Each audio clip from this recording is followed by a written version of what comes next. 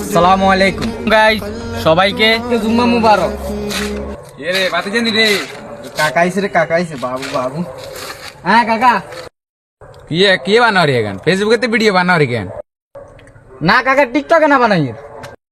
তোর নামাজও দেই না কক তো অঙ্গা তুই কি জুম্মা মুবারক সাইড হরি কেন নামাজে কক তো হত নামাজ হইতি ওই কাকা সেরে দুবে খাই ঘুম গেছি গই, আর কইতে তার না হুতে নিতে গই কি কতক্ষণ হরে তাই নামাজের হড়ি যাম। ওমা ঘুম গেছি কত কইতে তার না শতানে আরেক গুতে রাইয়া ঘুম যাই।